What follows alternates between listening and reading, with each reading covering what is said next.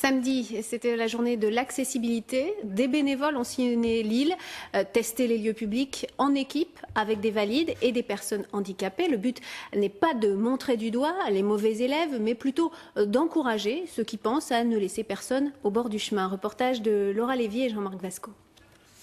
Ils sont 200 bénévoles rassemblés à Lille ce samedi. Mission du jour, repérer les lieux accessibles, restaurants, commerces, musées et les recenser sur le site internet j'accède.com.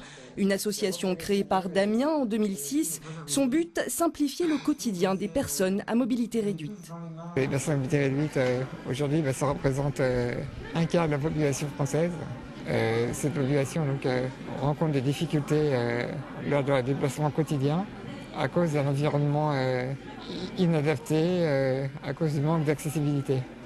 Au bout de 30 minutes de formation accélérée dans les locaux prêtés par l'école d'ingénieurs HEI, les équipes de 4 sont formées. Parmi elles, au moins une personne à mobilité réduite ou invalide en chaise roulante. On est en train de distribuer les kits et les plans pour les participants qui vont se répartir à travers la ville. Il y a des maîtres. Il y a des fiches de sensibilisation pour les propriétaires d'établissements pas ou peu accessibles pour les sensibiliser. Nous suivons Véronique, Camille, Isabelle et Bernard, leur zone rue Gambetta en plein centre de Lille. Aucun détail n'est laissé au hasard. Donc on a déjà une marche de 13 cm. Il y a beaucoup d'endroits où je voudrais aller et qui ne me sont pas permis, soit à cause des marches ou les toilettes qui ne sont pas accessibles ou parfois des petits détails que dans la vie courante on ne prend pas conscience quand on est apte. Et que quand on a un handicap, on est bien embêté. Regarde, est-ce que c'est pas formidable?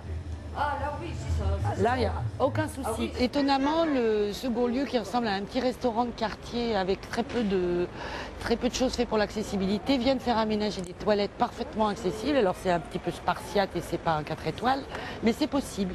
Et ce qui est important pour J'accède le guide, c'est que la formation soit notée.